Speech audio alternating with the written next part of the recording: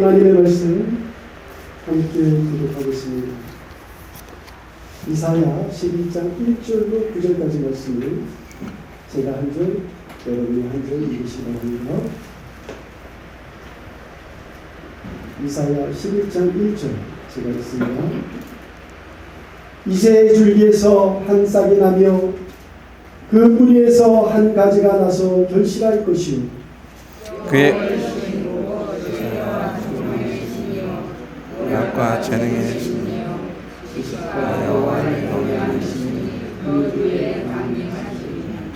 그가 여호와를 경외함으로 즐거움을 삼을 것이며 그 눈에 보이는 대로 심판치 아니하며 귀에 들리는 대로 판단치 아니하며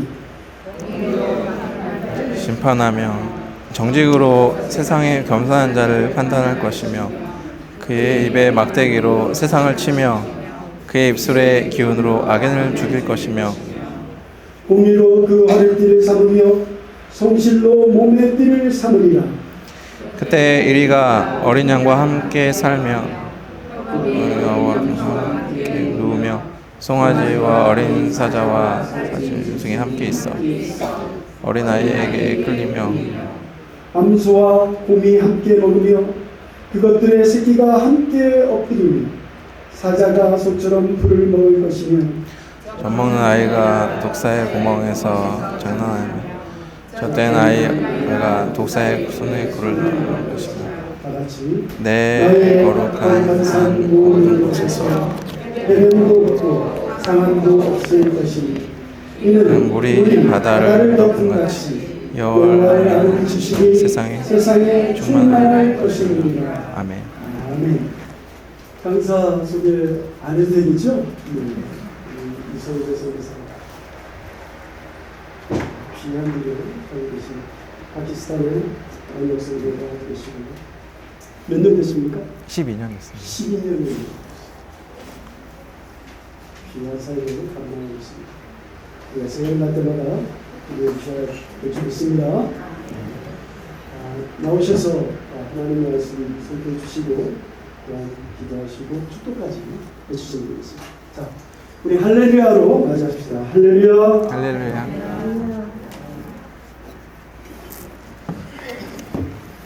네, 여러분 반갑습니다. 여러분 기도해 주셔서 작년에 사역 잘하고 또 올해 이렇게 건강한 모습으로 왔습니다. 네, 저희는 이제 올해 정현이 첫째가 이제 고등학교를 졸업을 했고요. 그리고 이제 미국으로 대학을 가게 되었는데 군대를 마치고 가는 것이 좋겠다라고 선생님들이 조언을 해주셔서 먼저 군대를 가려고 지원을 했습니다. 그런데 이제 지원을 하면서 보니까 아무리 빨리 지원을 해도 내년 1월부터 갈 수 있게 되는 거예요. 그래서 이제 빨리 갈 수 있는 데가 어딘가 살펴보다가 본인이 해병대가 빨리 갈 수 있다고 그래서 이제 본인이 선택을 해서 저희 집안 가문의 최초로 저희 집에서 그 해병대를 가게 됐습니다. 여러분 건강하게 잘 다녀올 수 있도록 기도해 주시기 바랍니다. 그리고 이제 저희 둘째는 이제 고등학교 2학년이 되고 이제 막내가 이제 파키스탄에서 저희랑 같이 있었는데 그 시골에 그 교육 환경이 워낙 좋지 않다 보니까 또 더군다나 종교적인 문제로 인해서 아이들이 이제 동시에 커가면서 보니까 서로 어렸을 때는 서로 다른 것들을 인식하지 못했다가 이제는 쟤는 크리스찬이래, 쟤는 무슬림이 아니래 이런 것 때문에 여러 가지 많은 문제들이 있고 그래서 저희가 생각하기에 더 이상은 이 지역에서 교육을 할 수가 없겠구나 싶은 생각이 들어서 이번에 이제 여름에 같이 들어왔는데 갈 때는 저희 부부만 아마 가게 될 것 같습니다. 저희 그 언니 오빠 다니는 그 대전의 기숙사 학교에 같이 넣게 될 것 같고 그리고 갈 때는 이제 이번에는 이제 부부만 출국하게 될 것 같습니다.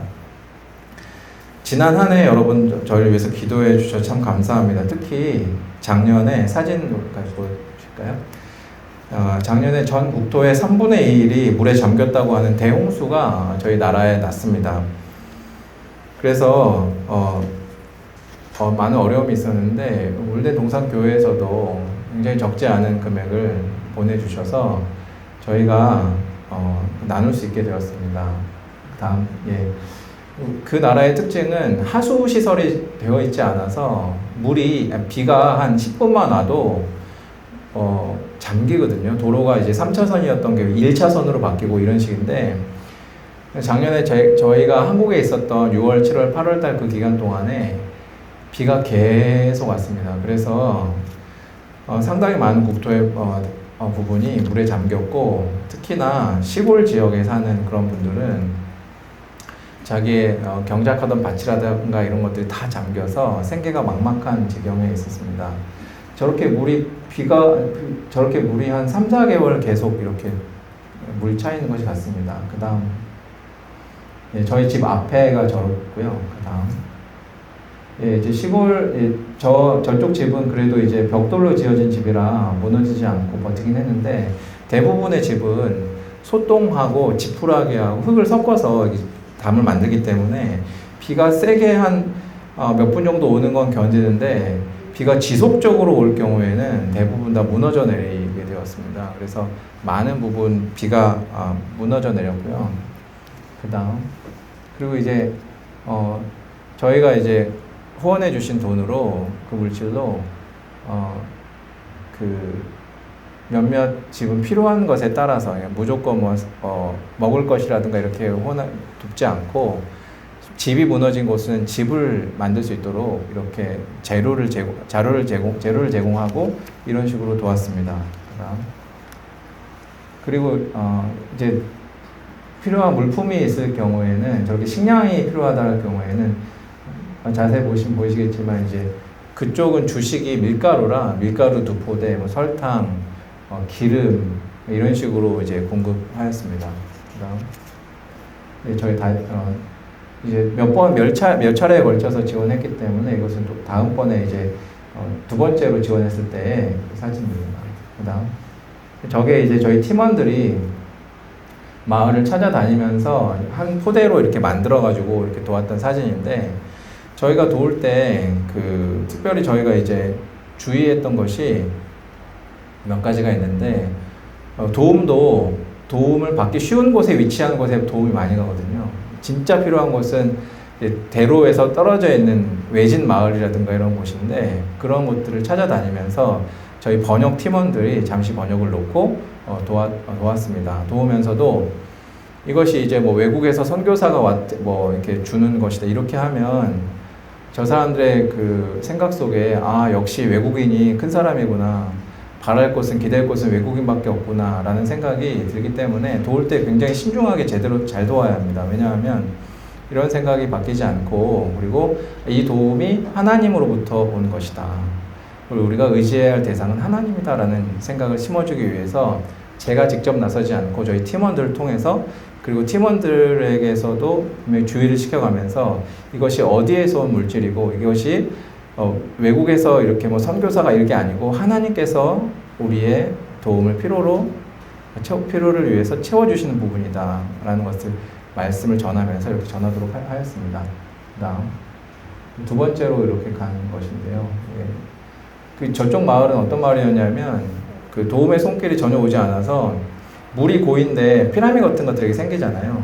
그런 것들을 잡아가지고 하루에 500원, 400원 정도로 이렇게 벌어서 근근히 먹고 살던 지역이었는데, 저희 팀원들이 가서 이렇게 도움을 줬을 때 너무나 반가워하는 거예요. 그동안에 이제 도움들은 저기 도시 근처에 있는 이런 사람들까지만 왔는데 여기까지 와줘서 고맙다고 그렇게 인사를 전했습니다. 그 다음, 그리고 이제 도움이 필요한 것은, 우리가 사실 쉽게 도우려면 밀가루, 쌀 이런 거 사다가 빨리 와, 여기서 받아가 이런 식으로 하면 쉽거든요. 근데 사실은 진짜 도움이 필요한 것은 각 사람마다 사실은 필요가 다르거든요. 어떤 사람은 아픈 사람 같은 경우에는 지금 먹을 수가 없는데 밀가루 갖다 주는 게 무슨 의미가 있어요. 그래서 그런 사람들 같은 경우에는 수술해야 되는 환자 같은 경우에는 수술도 시켜주고 이런 식으로 도움을 베풀었습니다. 저 여자분은 이제 담석이 있었기 때문에 담석 수술해줬고요. 그 다음은 시각장애인 부부가 있었는데, 아들, 딸, 자녀들이 다 이제 버리고 간 거예요. 근데 이제 저희 파키스탄도 그렇고 인도도 그렇고 특징이 화장실을 집 안에다가 안 둬요. 특히 시골 같은 경우에는. 그래서 이제 그 볼일을 보러 어디로 가야 되냐면은 숲풀이나 논밭으로 가야 되는 거예요. 그래서 이제 특히나 건강한 사람들은 괜찮은데 장애가 있는 분 같은 경우에는 힘들잖아요. 볼일을 하루에 몇 번이나 봐야 되는데, 특히 저분 같은 경우에 자기 부인이 시각장애인이라 남편이 항상 데리고 바깥으로 나가야 되는 거예요. 그래서 저분 같은 경우에는, 저분은 아니고 저 집 같은 경우에는 그 집 안에다가 화장실을 이렇게 설치해 주었습니다. 이런 식으로 필요에 맞게끔 여러분께서 물된 동산교회에서 헌금하신 돈으로 이렇게 필요에 맞게끔 도울 수 있었습니다. 감사합니다. 저희는 이제 이 보고는 이제 여기 끝났고, 저희는 작년에 시편 번역에 이어서 올해 작년 9월 달까지 시편 번역을 끝났고 10월부터 이사야 번역을 하고 있습니다. 번역하는 순서는 성경의 순서대로 하는 것이 아니라 그 마을 사람들이 회의를 해서 다음 책 이걸로 번역해달라고 요청이 오면 그렇게 결정을 해서 책을 번역하게 됩니다. 저희가 만약에 순서를 정한다면 이사야를 선택하지 않았을 것 같아요. 왜냐하면 너무나 어렵습니다. 저희가 시편도 번역을 해봤고 잠언도 번역을 해봤지만 그 중에 제일은 이사야가 아닐까라는 생각을 해봅니다. 왜 어렵냐 하면, 여러분 한글 성경을 볼 때는 그렇게 잘 못 느끼시겠지만 번역을 하다 보면 결정해야 될 문제가 굉장히 많아요. 예를 들면은 요즘 성경에는 이제 따옴표가 많이 나오잖아요. 어디서부터 어디까지가 하나님의 말씀이고 어디서부터 어디까지 이사야의 말인가. 근데 원문에는 그런 것이 없기 때문에 근데 굉장히 많이 혼동스러울 때가 많아요. 이게 이사야의 말인가 아니면 하나님의 말씀인가. 어디서 어디까지가 지금 하나님의 말씀이고 어디서부터 어디까지가 이사야의 설명인가, 해설인가. 뭐 이런 것부터 시작해서 역사적인 문제, 그리고 여러 가지 성경 본문에 있어서 원문이 불분명한 경우, 확실하게 어떠한 내용을 이렇게 해석할 수도 있고 저렇게 해석할 수도 있고, 이러한 부분들이 굉장히 많기 때문에 이사야는 번역하는 사람에게 있어서는 굉장히 어려운 책입니다. 근데 은혜로 32장까지, 66장 중에서 32장까지 초벌 번역을 완성하였고, 그리고 지난 5월에 컨설턴트, 자문위원 점검까지 마친 상태입니다. 이사야를 번역을 하면서 오늘 본문 1절에 이사야 1절에 이렇게 나오죠. 이새의 줄기에서 한 싹이 나며 그 뿌리에서 한 가지가 나서 결실할 것이요. 이 부분을 번역을 하면서 약간 미심적인 생각이 드는 거예요. 이 부분을 제대로 이해를 했나. 그래서 팀원 중에 한 명을 그림 좀 그린다라고 하는 친구를 칠판 앞에다가 세워놓고 이 부분 그대로 한번 그림을 그려봐라 라고 했더니, 두 번째 부분, 그 뿌리에서 한 가지가 나서 결실할 것이요. 그림이 뭐가 나오냐면 고구마가 나오는 것입니다. 이것을 고구마 줄기가 되게 하지 않기 위해서 그날도 최선을 다했습니다. 여러분, 성경 번역 선교사는 뿌리에서 한 가지가 나서 결실함을 고구마가 되지 않게 하는 사람입니다. 이러한 일을 통해서 두 민족을 위한 구약 성경 번역이 서서히 완성되어 가고 있습니다. 지난 5월에 있었던 이사야서 컨설턴트 자문위원 점검을 하면서 아침마다 이제 돌아가면서 말씀 나눔을 이렇게 인도했는데, 그 팀원 중에 한 명이 이렇게 나누는 것이었습니다. 번역을 하면서 보니 이사야에서 상처를 싸맸다라는 이야기가 4번 나오는 것을 봤다. 예를 들면 이사야 30장 26절에 여호와께서 자기 백성의 상처를 싸매시며 그들의 맞은 자리를 고치시는 날에는 이라는 부분이 나오는데, 이런 것처럼 상처를 싸맨다라는 말이 4번 나오는 것을 봤다. 4번 중에 2번은 사람들이 스스로 싸매려 하지만 실패하는 내용으로 나오고, 나머지 2번은 하나님이 자신의 백성의 상처를 싸매시는 것을 묘사하는 데서 사용되었다. 이것은 우리의 상처를 진짜로 싸매줄 수 있는 분은 오직 여호와 하나님이심을 보여준다. 이처럼 본문 분석을 통한 번역에서 위로의 말씀이 나오는 것을 경험하였다 라고 나누는 것이었습니다.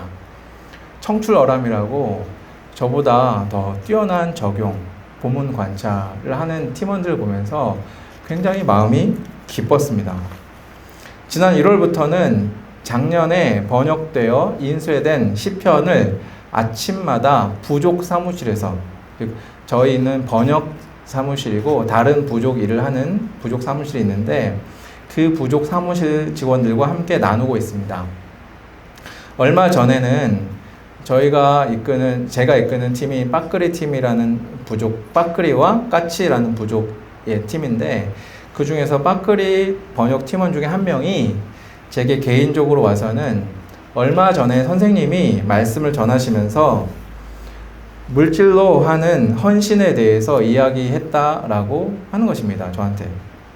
내가 그랬냐고. 내가 그런 말씀을 전했냐고. 근데 그 말씀을 듣고서 바로 전화 한 통을 받았는데 자신의 먼 친척 중 한 명이 수술을 해야 한다라는 연락을 받았다고 합니다. 근데 그 팀원은 아직 결혼을 하지 않았기 때문에 그 팀원의 월급으로 부모님을 전적으로 섬기고 있었거든요.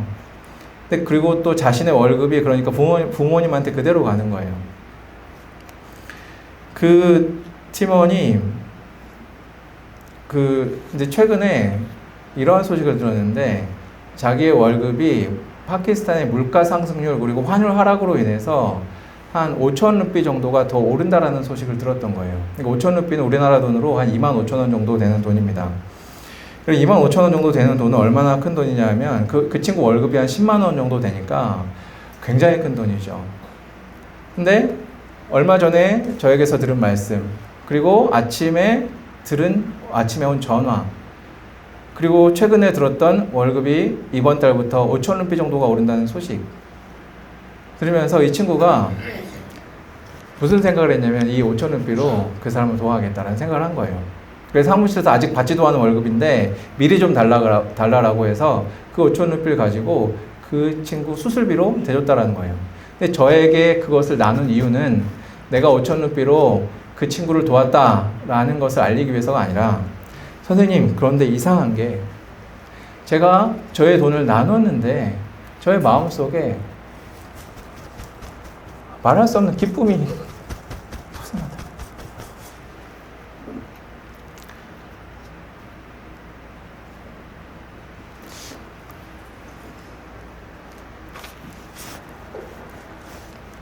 여러분, 그 5천 루피는 파키스탄 일반적인 사람들이, 파키스탄의 80% 정도 해당하는 사람들이 일용직 노동자이기 때문에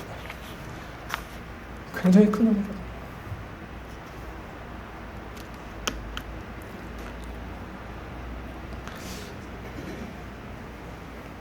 여러분, 말씀이 희생과 헌신으로 드러날 때, 그리고 자신의 삶으로 들어올 때 오히려 기쁨이 넘치는 성경적 모순이 경험되어지는 것입니다. 근데 여러분, 제가 그 얘기를 들으면서 기뻤던 이유가 뭔지 아십니까? 가난한 사람들에게 부자 되라고, 부자 되는 복을 받으라고 이야기하지 않고 자기의 것을 들여서 헌신하라는 자신들의 관심과 현실에 동떨어진 이야기를 하는 것처럼 보이는 설교에 그 친구가 귀를 기울였다는 것이고, 그대로 행했을 때 거기에서 주님이 주시는 기쁨을 경험하였기 때문입니다. 그리고 오늘날 여러 가지 사회, 정치, 경제적인 문제 가운데 우리의 진짜 문제가 무엇입니까?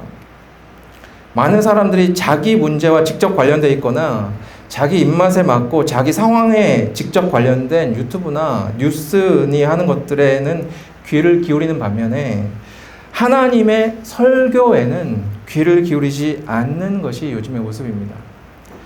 그런데 우리의 개인의, 가정의, 나라의 정치, 경제, 사회 문제 해결은 어디에 있습니까? 하나님의 말씀에 있지 않습니까? 오늘날 이 시대에 그렇다면 우리가 기울여야 할 설교는 무엇입니까? 이사야는 예루살렘에 거하면서 남유다에 하나님의 경고의 메시지를 전한 선지자입니다. 당시의 정치적인 상황은 매우 혼란스러웠습니다.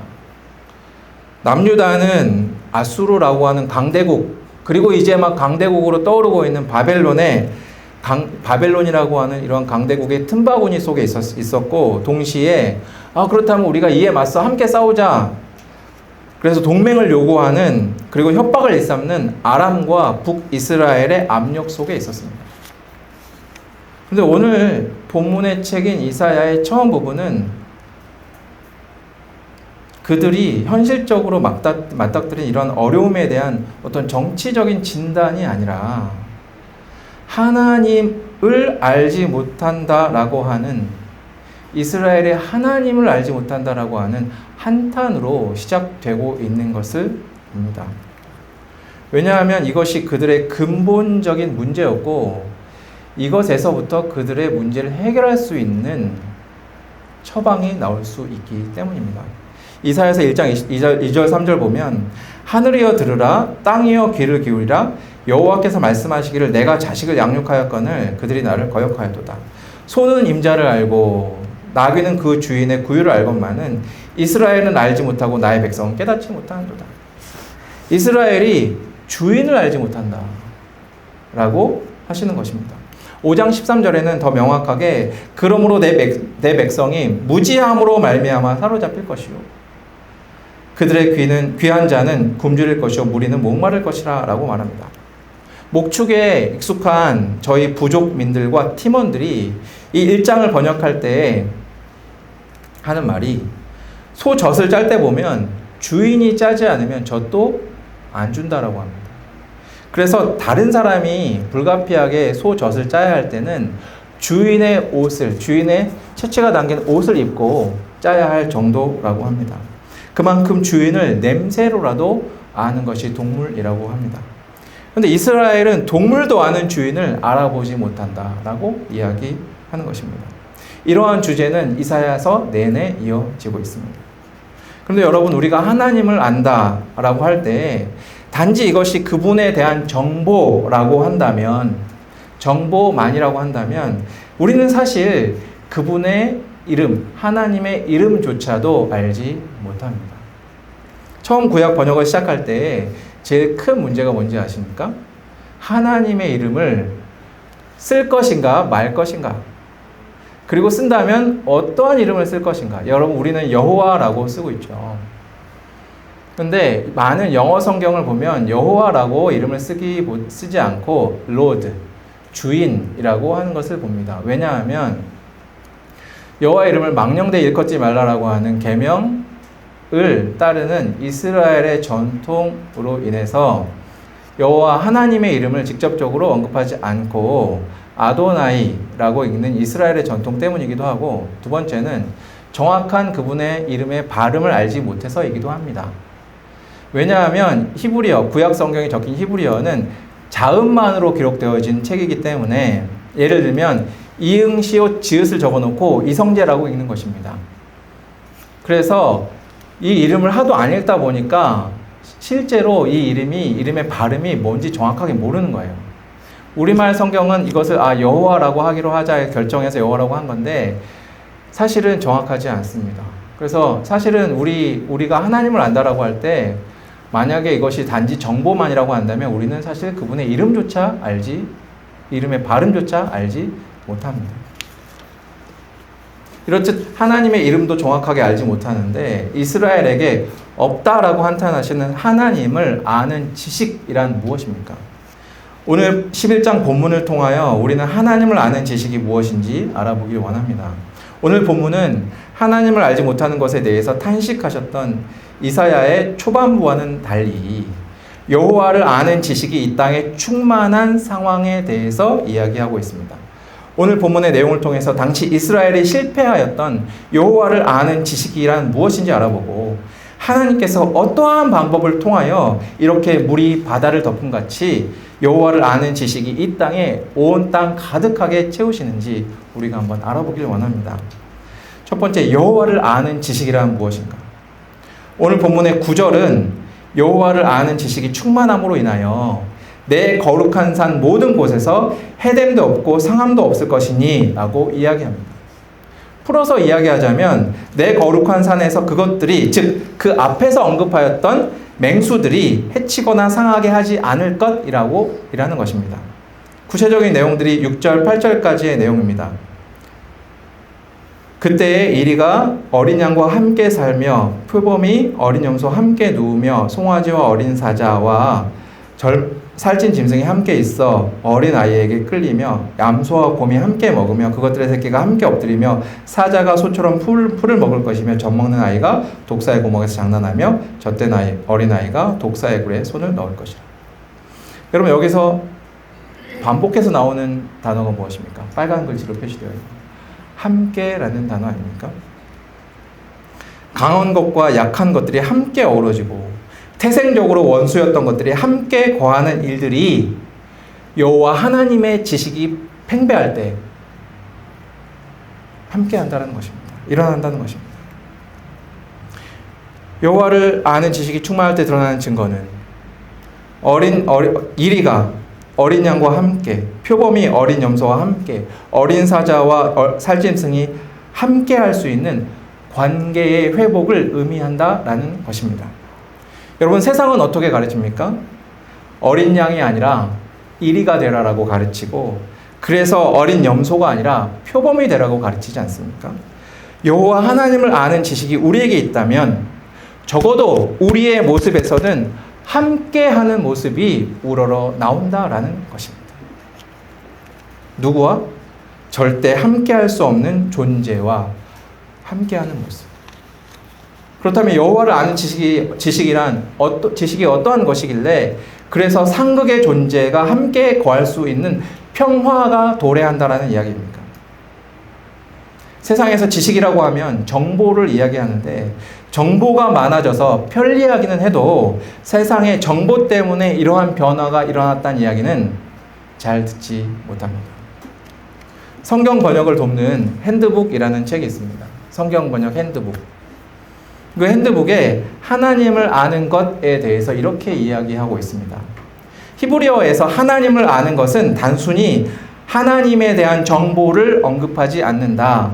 하나님과 친밀한 관계를 이야기하는데, 이 친밀한 관계는 사람들이 행동하고 말하는 것에서 보여진다. 여러분, 이 정의에 의하면 내가 하나님을 얼마나 알고 있느냐는 나의 말에서, 나의 행동에서 드러난다는 것입니다. 하나님과 얼마나 친밀한 관계인지가 하나님을 아는 지식인데, 이것이 우리의 삶에서 말과 행동으로 드러난다는 것입니다. 즉, 내가 하나님을 안다라고 한다면 나와 하나님과의 친밀한 관계가 있음을 의미하는데, 그것은 나의 행동과 말에서 드러나고 입증되어진다는 것입니다. 이 설명에 의하면 오늘 본문 6절, 8절에 상극인 존재들이 어우러지는 것은 하나님을 아는 지식이 세상에 넘치기에 하나님과의 친밀한 관계가 말에서 행동에서 드러나는 결과라는 것입니다. 이 관점에서 본다면 여러분, 나는 얼마나 하나님을 안다라고 할 수 있습니까? 우리는 종종 하나님에 대해 아는 것, 성경에 대해 아는 것, 이것이 하나님을 아는 것인 양 착각합니다.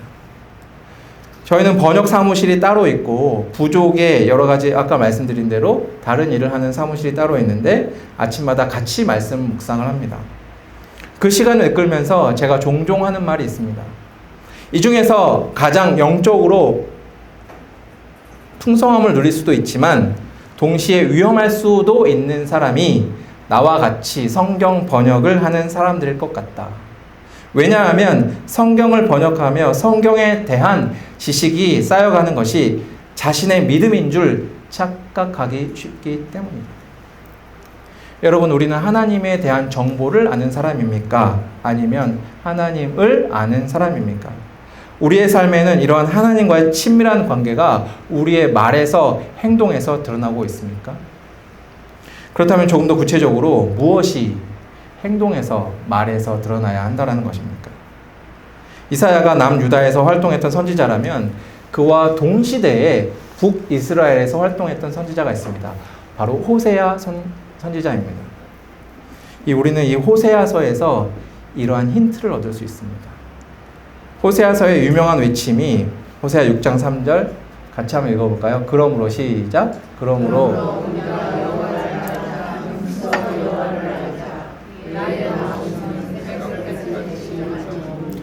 그와 같이 땅을 적시는 늦은 비와 같이 우리에게 임하시리라 하리라. 여러분 이거 굉장히 유명한 구절 아닙니까? 그런데 이 호세아 6장의 전체의 문맥을 보면 이 외침이 호세아 본인의 외침인지 아니면 이 한 장 앞선 장에서 하나님의 경고를 듣고 이스라엘 백성들이 자각해서 그 중에서 몇몇이 외치는 외침인지는 정확하지 않습니다. 그런데 이러한 외침이 있고 나서 흥미로운 것은 3절 이어 나오는 4절에 보면 하나님의 한탄하시는 모습입니다. 에브라임아 내가 네게 어떻게 하랴. 유다야 내가 네게 어떻게 하랴. 너희의 이 내가 아침 구름이나 쉬 없어지는 이슬 같도다. 3절에서 이렇게 여호와를 힘써 알자 라고 막 외치고 막 하면 4절에서는 적어도 아이고 잘한다 라고 격려를 하신다거나 뭐 이런 분위기가 나와야 하는 건 아닙니까? 그런데 뭔가 책망하는 분위기입니다. 그래서 현대인의 성경과 공동번역 성경은 처음에 그러나를 붙이고 있습니다. 그러나 여호와께서 말씀하신다. 이스라엘아 내가 너를 어떻게 할까? 이스라엘 백성들이 자 힘써 여호와를 알자 라고 외칠 때 한 절 다음에 하나님께서는 그러나 여호와께서 말씀하신다. 내가 너를 어떻게 할까? 즉 그들의 이러한 외침과 이러한 여호와를 알자라고 하는 운동이 실패했다라고 이야기하는 것입니다. 한 가지 더 관찰할 부분은 하나님을 알자라고 외쳤는데 그 외침에 대해서 너희의 하나님을 알자가 실패했다라고 이야기하지 아니하시고 너희의 인애가 아침 구름같이 쉬 없어지는 이슬과 같다라고 하시는 것입니다. 하나님을 알자라고 하는 그들에게 하나님을 아는 것에 실패했다고 하지 아니하시고 인애에 실패했다라고 언급하시는 것입니다. 표준세 번역은 이 인애를 나를 사랑하는 마음이라고 풀어 번역하고 있습니다. 그리고 이어지는 6절에서는 다시 한번 인애를 언급하고 있습니다. 6장 6절 나는 인애를 원하고 제사를 원치 아니하며 번제보다 하나님을 아는 것을 원하노라. 여러분 여기에서 주의 깊게 관찰할 것은 나는 인애를 원하고 제사를 원치 아니하며 번제보다 하나님을 아는 것을 원하노라 라고 기록했는데 여러분 이거 히브리 시를 보면 대칭 구조를 이용을 하고 있는 것을 많이 봅니다. 예를 들면 이것은 인애는 하나님을 아는 것과 대칭을 이루고 가운데 제사와 번제는 예배를 의미합니다. 즉 가운데 같은 것을 배치함으로 인하여 양 끝을 이것이 이것과 같다라고 이야기하는 것입니다. 이런 시편 예를 들면 시편 140편 1절과 잠언 16장 8절을 보면 여호와여 악인에게서 나를 건지시며 포악한 자에게서 나를 보존하소서. 악인이나 포악한 자나 같은 말이죠. 잠언 16장 18절 교만은 패망의 선본이요 거만한 마음은 넘어지면 앞잡이니라. 물론 교만과 거만한 마음도 같은 말이긴 하지만 가운데 있는 말 패망의 선봉 넘어지면 앞잡이 그것도 같은 말입니다. 이러한 대칭 구조를 통하여 내가 무엇을 이야기하고 있는지 더 강조를 하기도 하고 이것이 이것이다라고 이야기하는 방식이 히브리 시의 구약의 방법인 것입니다. 즉 호세아 6장 4절과 6절을 종합해서 보면 하나님을 아는 것에 실패했다라는 말을 인애를 실패했다라는 말로 동일하게 보고 있다는 것입니다. 여러분 인애란 무엇입니까? 히브리어로는 헤세드라는 말입니다. 이 헤세드는 이사야 번역에 앞서 번역했던 시편에서 굉장히 큰 어려움을 주었던 단어입니다. 왜냐하면 이 단어는 하나님과 사람 사이에서도 통용이 되어지고 사람과 사람 사이에서도 통용이 되어지는데 굉장히 많은 뜻을 상황에 따라 많은 뜻을 표현하고 있기 때문입니다. 그럼에도 불구하고 이 헤세드라는 말의 근본적인 뜻을 살펴보면 특별한 그룹에게 긴 기간 동안 일관성 있게 은혜나 호의, 도움을 베풀거나 헌신하는 행동 또는 습관을 의미한다. 왜냐하면 언약을 기반으로 하는 일관적인 하나님과 사람과 사람 간의 사랑이기 때문이다. 긴 기간 동안 언약을 기반으로 하는 일관적인 사랑. 즉 짧은 기간 하나의 운동처럼 일어났다 사라지는 것이 아니라라는 말입니다. 여러분, 이 헤세드, 이 인애는 여호와 하나님의 자신의 속성이자 동시에 우리가 그분의 자녀라면 자녀로서 하나님을 안다라고 하는 사람이 반드시 이 땅에서 드러내야 할 하나님의 속성인 줄 믿습니다. 그렇다면 호세아서 6장 3절에 여호와를 알자, 힘써 알자 외쳤던 그들의 외침이 실패했던 이유는 무엇입니까? 그들의 삶에서 당연히 여호와를 아는 자들에게서 지속적으로 드러나야 할 하나님을 사랑하고 그가 지으신 사람을 사랑하는 모습이 지속적으로 드러나지 않았기 때문이라는 것입니다. 여러분, 구약에서 성도라고 하는 표현하는 성도라고 번역되어지는 히브리어 단어가 두 개가 있는데 하나는 거룩한 자라고 하는 단어이고 또 하나가 헤세드에서 나온 하시딤이라는 단어입니다. 그 말이 무엇입니까? 즉 성도는 하나님이 변치 않게 사랑하시고 하나님을 변치 않게 사랑하는 사람, 그것이 말에서 평생의 행동에서 드러나는 사람, 그것이 바로 성도라고 하는 것입니다. 호세아에 의하면 하나님을 안다라고 하는 사람은 바로 이러한 사람을 두고 하는 말인 것입니다. 이러한 관점에서 여러분, 우리는 성도입니까? 우리는 여호와 하나님을 사랑하는 사람입니까? 여러분, 우리의 말에서 행동에서 우리는 하나님이 만드신 사람을, 약한 자를 사랑하는 사람입니까? 그것이 우리의 말에서 행동에서 드러나는 사람입니까? 다시, 우리는 성도입니까? 오늘 본문 9절에 물이 바다를 덮은 같이 여호와를 아는 지식이 세상에 충만할 것임이니라는 이것을 이러한 의미에서 다시 생각한다면, 이해한다면 하나님과 그리고 사람과의 관계에서 변치 않는 사랑이 어떠한 상황 속에서도 지속되는 것을 의미한다라는 것입니다. 그래서 오늘 본문 6절, 7절, 8절에 나오는 이리와 어린 양, 표범과 어린 염소, 송아지와 어린 사자, 암소와 곰 등 서로 상극이 되는 존재들이 함께 할 수 있는 상황이 발생하는 것입니다. 우리의 여호와를 아는 지식이 이렇게 충만함에 이르기를 원합니다. 다른 말로 우리의 삶의 평생에 지속되는 하나님의 사랑, 이웃 사랑, 그리고 우리의 말과 행동에서 이러한 것이 풍성하게 드러나기를 원합니다. 이것이 여호와를 아는 자의 모습인 줄 믿습니다. 두 번째로, 그렇다면 세상의 여호와를 아는 지식이 충만하게 되는 과정은 무엇인가? 오늘 본문에서 하나님이 일을 행하시는 방법을 보면서 우리의 삶에서도 동일한 역사가 일어나기를 소망합니다. 첫 번째, 절망 속에서 움츠는 작은 시작에서부터 하나님을 아는 지식, 여호와를 아는 지식은 시작된다라는 거죠. 오늘 본문의 마지막은 물이 바다를 덮은 같이 온 세상에 여호와를 아는 지식이 가득할 것이라고 하는 굉장히 거대한 스케일로 끝나지만 여러분, 그것의 시작은 무엇인 줄 아십니까? 1절, 이새의 줄기에서 나는 한 싹에서 시작하고 있습니다. 그 광대한 사이즈의 결과에 맞지 않은 아주 작은 것에서부터 시작을 하고 있다는 것입니다. 더더구나 이새의 줄기라고 해서 이 줄기는 그루터기를 의미합니다. 밑둥입니다. 나무 밑둥. 무슨 말입니까? 그 나무 잘렸다라는 말입니다. 실제로 이 말씀의 배경은 이사야 6장 13절, 밤나무와 상수리 나무가 배임을 당하여도 그 그루터기는 남아있는 것과 같이 거룩한 씨가 이 땅에 그루터기니라 하시더라고요. 거기에 있습니다. 바로 앞장, 우리가 11장을 읽었는데 10장의 마지막 부분에 아수르도 역시 하나님으로부터 심판을 받아서 배임을 당합니다. 하지만 다시 그곳에서 희망이 움트지는 않았습니다. 남유다는 오늘 본문 1절에서 이새에 잘려진 나무 그루터기에서 다시 한 싹을 피우시는 것으로 시작하고 있습니다. 싹이 나고 결실한다라고 이야기합니다. 아주 작은 싹인 이상 여러분, 열매가 맺히기까지 과정이 필요하겠죠. 시간의 걸림을 이야기합니다. 세상에 여호와 하나님을 아는 지식이 넘치게 되는 것은 어떤 풍성한 나무에서 풍성한 열매를 맺음으로써가 아니라 거기에 아무런 소망이 없었는데, 이미 잘렸는데 아무런 소망이 없는데 라고 하는 곳에서 다시 싹이 나는 과정을 통하여 여호와 하나님을 아는 지식이 세상에 충만해지는 시작이 되어지고 있다는 사실입니다. 때로는 이스라엘 백성처럼 우리의 죄로 인하여, 때로는 죄악된 세상으로 인하여 이제 다 끝났다, 나에게 아무것도 남지 않았다, 라고 느껴질 때가 있지 않습니까?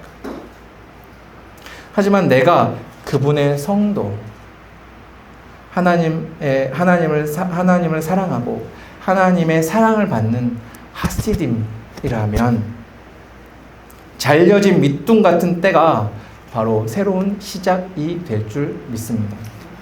두 번째로 세상의 여호와를 아는 지식이 충만하게 되는 두 번째 과정은 무엇입니까? 경외함으로 통제되는 능력에 의해서라는 것입니다. 2절 보면 그의 위에 여호와의 영, 곧 지혜와 총명의 영이요 모략과 재능의 영이요 지식과 여호와를 경외하는 영이 강림하시리니.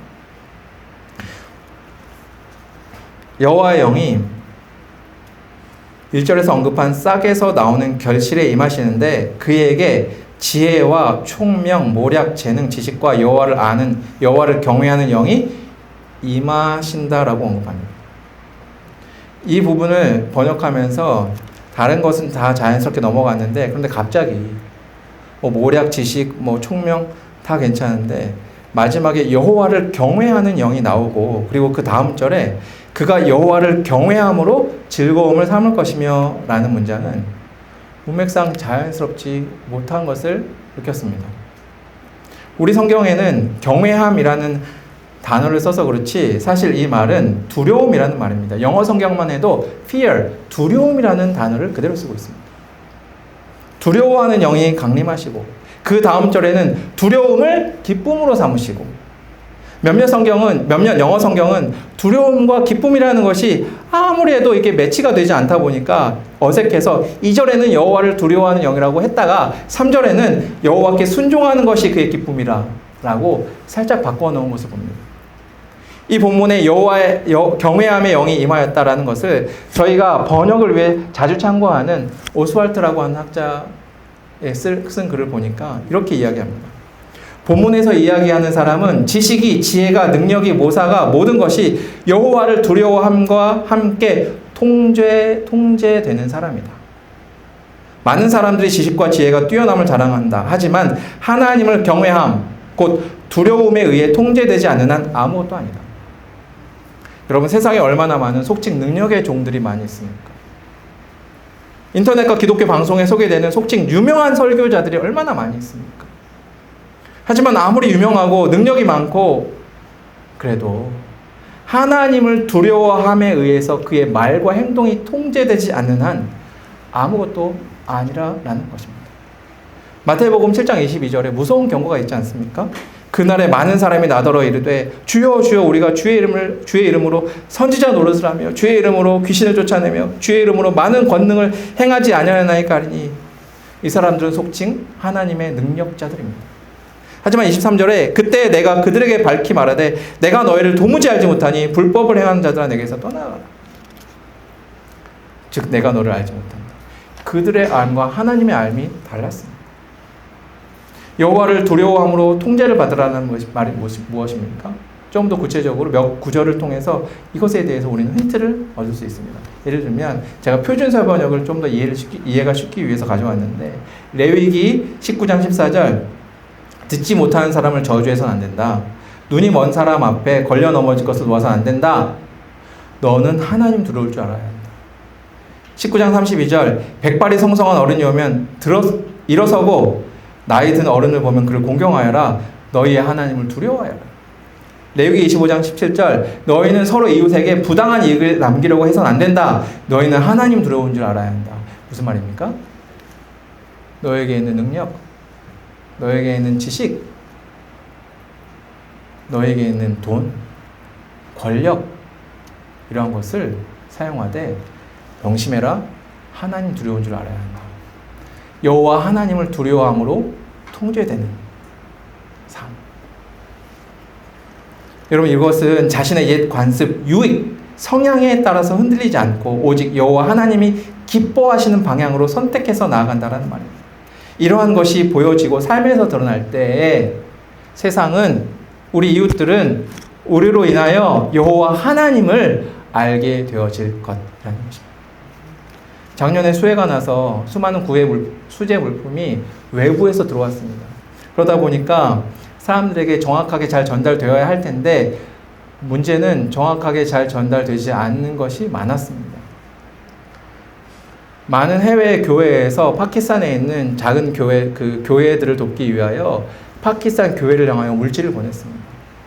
분배를 할 때 정말로 필요한 곳에 보내야 하는데 지역 교회 목사님들이 자기 교회, 자기 지역 사람들 명단을 적어놓고 이것이 수혜 입은 사람이다라고 제출하고 그 사람들에게 물질을 전달하기 시작했습니다. 몇몇 수혜 물품은 피해를 전혀 당하지 않은 저희 팀원들에게도 전달되었습니다. 근데 저희 팀원이 하는 말이 나는 신청도 안 했고 수혜도 입지 않았는데 나의 집에 이것을 갖다 주더라. 난 그래서 안 받는다고 했는데 받아야 된다라고 하고 던져주고 가더라. 그래서 자기는 이 물품을 열어서 필요한 사람에게 직접 전달했다라는 것입니다. 여러분, 그 팀원이 가난하지 않습니까? 가난합니다. 그 팀원에게 밀가루 주면 못 먹습니까? 먹을 수 있습니다. 그 안에 얼마나 선물 보따리 같은 것들이 많이 있었겠습니까? 하지만 그 친구 그것을 보고서 자기가 사용하지 않고 힘 들여가며 다른 사람, 정말로 필요한 사람에게 전달했다라는 것입니다. 여러분, 보고 계시는 여호와를 두려워함으로 통제되는 자신의 유익, 자신의 능력, 이것이 하나님을 아는 지식인 줄 믿습니다. 작년 크리스마스 때 최신정 선교사가 음식을 마련해서 번역 팀원들 그리고 그들의 가족들을 불러서 조촐한 파티를 했습니다. 식사를 하면서 부인들에게 제가 이렇게 물어봤습니다.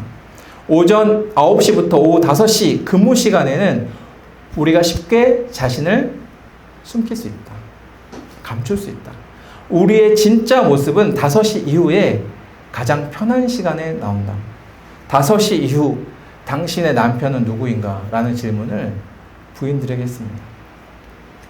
그런데 한 부인이 하는 말이 우리 남편은 절대로 미안하다고 이야기하지 않는 사람이었다. 여러분, 이것이 파키스탄의 보통 평범한 남자들의 모습입니다. 그 남자가 나쁜 남자가 아니라 첫 번째, 남자는 절대 미안하다고 얘기하지 않습니다. 두 번째, 절대로 자기가 먼저 미안하다고 무슨 일이 있어도 이야기하지 않습니다. 교통사고가 났는데 내가 다 일으켰다라고 할지라도 미안하다고 이야기하지 않습니다. 그것이 파키스탄의 저희 지역의 사람들의 생각입니다. 굳어진 관습입니다.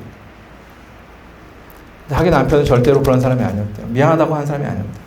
그런데 올해부터 미안하다고 잘못했다고 용서를 구하기 시작했다라고 하는 것이었습니다.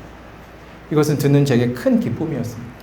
자신의 자존심, 습관이 아니라 말씀에 의해서 통제되고 순종하는 모습.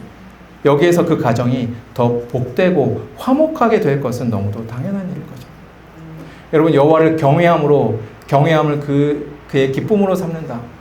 여러분, 여호와를 경외함에서 우리의 삶의 회복과 기쁨이 샘솟을 줄 믿습니다. 우리 그리스도인들은 여호와를 두려워함과 즐거움이 함께하는 이러한 성경적 모순의 비밀을 안고 사는 사람들입니다. 이것이 3절에 그의 즐거움이 여호와를 경외하는 데 있다를 꾸미지 않고 저희가 그대로 번역했던 이유입니다. 세 번째로 세상의 여호와를 아는 지식이 충만하게 되는 과정은 무엇입니까? 눈에, 귀에 보이고 들리는 대로가 아닌 공의와 정직으로 판단합니다. 여호와를 경외함으로 통제되어진 지혜와 능력으로 시작되어진 사람은 3절 하반부 그의 눈에 보이는 대로 심판하지 아니하며 그의 눈에 들리는 대로 판단하지 아니한다. 눈에 보이고 귀에 들리는 대로 판단하는 것은 너무나 쉽습니다. 세상은 이것을 팩트라고 합니다. 하지만 우리가 눈으로 보고 귀로 들을 수 있는 것은 한계가 있습니다. 더불어 중요한 것은 다 듣고 본다 할지라도 이미 우리는 문화와 자기만의 생각이라는 옷을 입고 있기 때문에 우리의 눈으로 보고 귀로 듣는 대로 판단한다 할지라도 많은 부분 문제가 생기는 것이 바로 이러한 이유입니다. 그래서 특히 선교사가 현지에서 실수하는 부분이 이러한 부분입니다. 눈에 보고 귀에 들리는 대로 판단하고 승리를 냈다가 나중에 이게 아니구나 라고 깨닫는 것들. 제가 일하는 부족은 제가 예전에도 나눴지만 감사합니다라는 말이 없습니다. 여러분, 생활에서 감사합니다라는 말이 없을 때 생겨나는 불편함을 아십니까? 어색함을 아십니까? 제가 뭔가를 줘도 저희 부족, 저희 마을 사람들은 감사합니다라는 말을 하지 않고 눈만 멀뚱멀뚱 뜨고 갔습니다. 여러분, 제가 얼마나 속으로 열불 났겠습니까? 얼마나 많은 오해를 했겠습니까? 욱하는 성질이 있는 한국 사람인데 처음에는 내가 뭘 좀 덜 줬나? 필요하지 않는데 내가 그냥 줬나? 라는 생각을 하다가도 성질이 나기 시작했습니다. 왜 감사합니다라는 말, 그 말 한마디도 하지 않고 그냥 가지. 그런데 번역을 하면서 깨닫게 되었습니다. 이 사람들 진짜로 감사합니다라는 말이 없습니다. 왜 없냐? 시족 문화, 가족 문화이기 때문에 누가 필요한 것이 보여지면 그냥 주고, 그리고 받을 때도 그냥 받습니다. 왜? 감사합니다라는 표현을 하지 않아도 되는 책임을 다하는 거니까.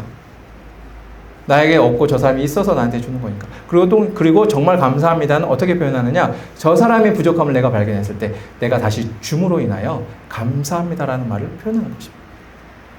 그래서 진짜로 감사합니다라는 말이 없습니다. 처음에 얼마나 이것 때문에 저희 팀원들을 닥달했는지 모릅니다. 그 말 있을 거야 끄집어내. 어떻게 세상에 감사합니다라는 말이 없을 수 있어? 없대요. 절대 없대요. 어떤 미국인 선교사가 저희 마을에 차를 타고 가다가 걷고 있는 사람을 보고 자기 선교사니까 목적지까지 데려다 주겠다고 태웠다고 합니다. 태우고 쭉 가서 목적지에 내려주는데 이 사람이 한마디도 하지 않고 내렸다고 합니다. 당연하죠. 그 말이 없으니까. 이 선교사가 화가 나기 시작했습니다. 잠깐 이렇게 먼 거리까지 태워줬는데 그 말 한마디를 안 다시 불렀습니다. 다시 거기까지 데려다 주고 내렸다고 합니다. 버릇을 고쳐줘야지. 이 사람은 내가 지금 이 사람이 차가 있으니까 날 태워줬고 다음에 이 사람이 필요하면 내가 이걸 해줄 텐데 얼마나 황당했겠습니까? 여러분, 우리가 보고 듣고 판단하는 것에 대한 한계가 이러한 것입니다. 나는 봤어, 나는 들었어, 그러니까 나는 이렇게 하는 거야. 여러분, 우리는 이렇게 한계를 가진 사람입니다. 단순히 보고 들은 것에 의해 판단하는 것에 한계를 가진 사람입니다. 영이라고 하는 학자는 이 본문에 대해서 절대적 정의는 절대적 지식을 필요한다라고 이야기합니다. 본문에서 이야기하는 절대적 지식은 무엇입니까? 4절과 5절에 나오는 공의와 정직 그리고 성실입니다. 특히 공의는 이사야에서 매우 많이 나오는 표현입니다. 구약이 이렇게 100이 된다면 그 중에 20%가 이 공의라는 말이 20%가 이사야에 나옵니다. 공의에 굉장히 많이 관심을 가지고 있는 것이 이사야입니다. 공의는 정확한 것, 옳은 것을 이야기합니다. 정직으로 번역된 단어는 고른 것, 평평한 것, 즉 차별하지 않는 것을 이야기합니다. 성실로 번역된 단어는 변하지 않는 것, 신실한 것을 의미합니다. 즉, 이 말을 다 합하면 정확하고 차별하지 않고 변하지 않는 것으로 판단하는 거죠. 무엇입니까? 내 기준입니까? 아니면 말씀입니까? 성경입니다. 내 습관, 내 버릇, 제한된 정보로 인한 나의 성향이 아니라 다시금 말씀의 기준으로 가서 정확한 것, 차별하지 않는 것, 어제와 오늘이 다르지 않는 하나님의 기준으로 판단하고 가난한 자와 억눌린 자와 함께 서며 불의와 함께하지 않는 것을 의미합니다. 그럴 때 세상은 여호와를 아는 지식으로 가득 채워질 것이라는 말입니다. 그런데 여러분, 흥미로운 것은 세상이 여호와를 아는 통로로 4절에 처음에 무엇을 이야기합니까? 가난한 자, 겸손한 자를 판단하는 것에 대해서 이야기합니다. 이 판단한다는 말은 잘했어 잘못했어가 아니고 함께 서는 것을 이야기합니다. 도움을 이야기합니다. 억울함을 풀어주는 것을 이야기합니다. 겸손한 자라는 말은 마음이 좀 겸손한 자라는 말만을 의미하는 것이 아니라 억눌린 자를 이야기합니다. 즉 가난하고 억눌린 자의 상황을 살피면서 보호해 줌을 이야기하는 것입니다. 악인을 심판하시는 것은 가난하고 억눌린 자에게 공의를 베풀기 위함입니다. 그런데 세상이 여호와를 아는 지식이 팽배해지고 풍부해지는 것은 어떠한 일을 통해서라고 이야기합니까? 바로 이러한 일을 통해서. 이것은 예수님의 사역에서도 분명히 드러나는 것입니다. 예수님 뭐라고 하십니까? 가난한 자에게 복음이 전파된다. 못 듣는 자가 듣게 된다. 못 걷는 사람이 걷게 된다. 나병한 자가 깨끗하게 되어진다. 그 시대의 약자가 아니었습니까? 그 시대의 가난한 자가 아니었습니까? 그 시대의 억눌린 자가 아니었습니까? 여러분, 놀랍게도 이 세상에 여호와 하나님을 아는 지식이 풍부해지는 것은 내가 내 주변에 가난하고 억눌리고 누구 하나 말 들어줄 수 없는 사람과 함께할 때, 먼저는 내 안에서 여호와 하나님을 아는 지식이 풍부해질 것이며 나를 통하여 이 세상은 여호와 하나님이 누구신지 알게 되어질 것입니다. 우리 바다를 덮은 같이 여호와를 아는 지식이 세상에 가득하기를 꿈꾸십니까? 여러분, 그것이 우리의 삶 가운데 일어나길 원합니까? 세상이 나에게 여호와를 아는 지식으로 가득 차는 방법은 먼 데 있는 것이 아니라 오늘 나를 통하여, 우리를 통하여 주변의 작은 자, 소외된 자를 살피고 보호해 줄 때 이러한 일이 일어난다라는 것입니다. 말씀을 맺겠습니다. 이 시대를 향한 하나님의 설교는 사회, 정치, 경제 복잡한 문제에 대한 나의 생각에 맞는 현실감 있는 조언이 아니라 여호와 하나님을 아는 지식이 가득 차게 될 것을 꿈꾸라라는 것입니다. 우리는 여호와를 아는 지식이 물이 바다를 덮은 같이 세상에 가득하기를 꿈꿉니다. 이것은 노래 한마디로 찬양으로만 되어지는 것이 아니라 어떤 일시적인 운동으로 되어지는 것이 아니라 플래카드로 되어지는 것이 아니라 여호와 하나님을 아는 것이 우리를 성도라 부르시는 그 이름답게 우리의 삶에서 드러남으로 우리의 삶에서 정말로 이 사람과는 함께할 수 없겠다라는 사람, 그러한 사람과 함께함으로 그런 사람과 어우러지는 세상이 되어질 때에 온전히 우리의 눈에 드러날 것입니다. 이를 위해 우리가 이렇게 하기를 원합니다. 우리의 삶이 밑둥밖에 남지 않은 절망 가운데서라도 자신의 인애 곧 약속의 사랑으로 다시 싹 틔우실 주님을 기대하고 주님 주신 능력을 여호와를 두려워함으로 그 기준 속에 발휘하며 내가 듣고 보는 대로 판단하고 정죄하는 것이 아니라 하나님의 공의, 정직, 성실이라는 절대 기준으로 가난한 사람, 억눌린 사람을 살피고 누구 하나 말 들어줄 수 없는 사람의 말을 들어주며 그 사람들과 함께 설 때, 그 사람들을 보호할 때 이러한 모습을 통하여 우리의 삶 가운데 가득하게 되어질 것을, 이 세상 가운데 가득하게 되어질 것을 소망합니다. 아멘. 기도하겠습니다.